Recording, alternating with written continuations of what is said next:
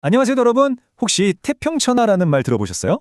글자 그대로만 보면 세상이 아주 평화롭다는 정말 좋은 뜻이잖아요. 그런데 만약에 우리 민족이 역사상 가장 큰 고통을 겪던 그 시대를 가리켜서 이야, 지금이야말로 태평천하야 라고 외치는 사람이 있다면 여러분은 어떤 생각이 드실 것 같나요? 오늘 우리가 함께 들여다볼 이야기가 바로 그런 겁니다. 아주 기묘하고 또 어딘가 뒤틀린 세계관을 가진 한 남자의 이야기, 채만식 선생의 소설 태평천하입니다. 자, 화면 속 이 인물이 바로 오늘의 주인공이에요. 이 작품의 주인공 윤직원 영감입니다. 겉모습만 한번 보세요. 딱 봐도 비싸 보이는 통영가세, 번쩍번쩍한 비단 두루마기, 거기에 은으로 장식한 지팡이까지. 누가 봐도 정말 위험 있는 부잣집 영감님 모습이죠. 그런데요, 이 영감님이 하는 행동을 보면 정말 입이 떡 벌어집니다. 인력 거꾼에 쌍 몇 푼을 안주료로 생떼를 쓰고요. 심지어는 자기 집 식구들이 쌀밥 먹는 것까지 아까워서 벌벌 떨죠. 아니, 겉과 속이 이렇게까지 다른 이 남자의 머릿속에는 도대체 뭐가 들어있는 걸까요? 소설의 제목이 바로 태평천하입니다. 여기 뜻이 나온 것처럼 온 세상이 아주 평화롭다는 의미죠. 그런데 작가는 왜 하필 이런 제목을 붙였을까요? 여기에 바로 이 소설의 가장 중요한 표현 방식, 반어법이라는 비밀이 숨어 있습니다. 여러분, 반어가 뭐죠? 맞아요. 겉으로 하는 말하고 속마음이 정반대인 걸 뜻하잖아요? 그러니까 작가는 태평천하라고 말은 하지만 사실 속으로는 이게 지금 태평한 세상이라고? 말도 안 돼! 라고 외치고 있는 겁니다. 네, 바로 이겁니다. 윤직원 영감이 그토록 태평천하라고 부르짖는 시대는 우리 민족에게는 가장 고통스럽고 암울했던 시기, 바로 1930년대 일제강점기입니다. 정말 이상하지 않아요? 모두가 신음하고 고통받던 그 시절을 왜 이 영감님은 혼자서 최고로 평화로운 시대라고 생각했을까요? 그 해답은요, 그의 아주 끔찍했던 과거의 기억 속에 있습니다. 윤직원의 과거로 한번 가볼까요? 그의 아버지는 구한말, 그러니까 나라가 아주 혼란스러웠던 시기에 화적대에게 맞아 비참하게 돌아가십니다. 어린 윤직원은 이 끔찍한 장면을 바로 눈앞에서 목격하고 평생 지울 수 없는 엄청난 충격과 공포에 사로잡히게 되죠. 그리고 바로 그 순간 그의 마음속에는 단 하나의 비뚤어진 신념이 뿌리 깊게 자리 잡게 됩니다. 돈이 없으면 죽는다. 이 험한 세상에서 나를 지켜줄 수 있는 건 오직 돈뿐이다. 라고 말이죠. 그래서 그는 이렇게까지 외칩니다. 나라가 어떻게 되든 다른 사람들이 고통을 받든 나랑은 아무 상관없다. 오직 우리 집안, 내 재산만 안전하면 그만이다. 라고요. 이것이 바로 윤직원 영감의 인생 전체를 지배하는 단 하나의 끔찍하고 이기적인 원칙이었습니다. 자, 우리 집안만 잘 살면 된다는 이 비뚤어진 원칙을 바탕으로 윤직원은 돈과 권력을 이용해서 자신만의 왕국을 세우려고 합니다. 그런데 여러분, 모래 위에 쌓은 성이 과연 영원할 수 있을까요?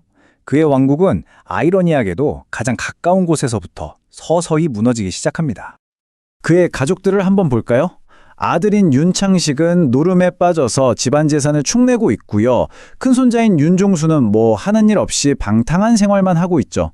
우리가 흔히 말하는 콩가루 집안의 전형적인 모습이라고 할 수 있겠네요. 집안이 이런 상황인데도 윤직원 영감의 계획은 아주 거창합니다.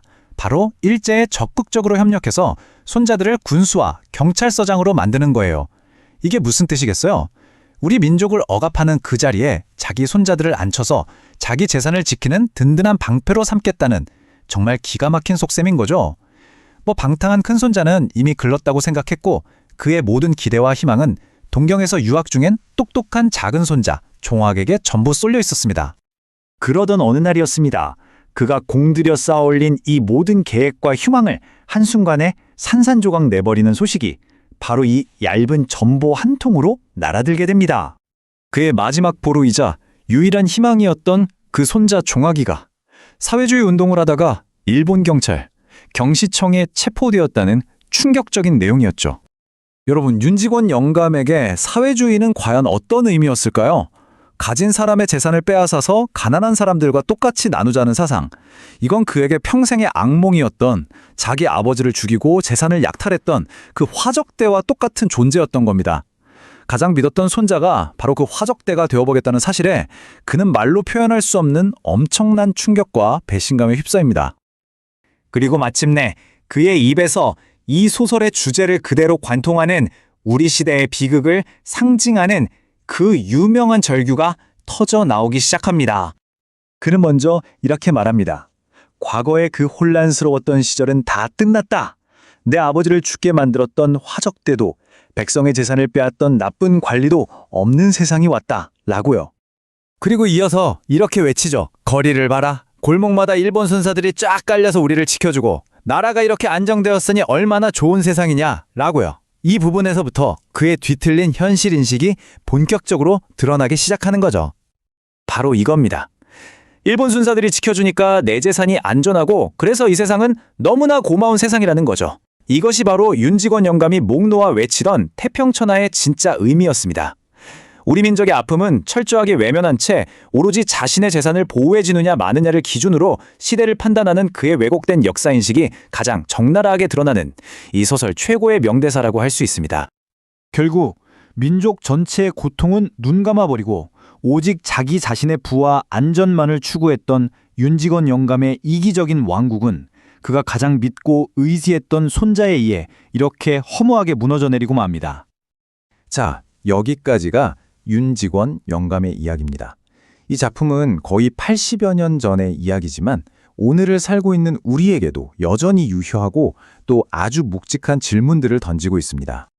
윤직원 영감의 이기적인 태평천하는 결국 무너졌습니다. 이 작품은 우리에게 묻고 있는 거죠. 진정한 태평천하는 과연 무엇일까요? 나 한 사람의 안전과 이익을 위해서 우리 사회, 우리 공동체의 아픔을 외면하는 것은 과연 괜찮은 일일까요? 80여 년이 지난 오늘 혹시 우리 주변에는 또 다른 모습의 윤직원 영감이 살고 있지는 않을까요?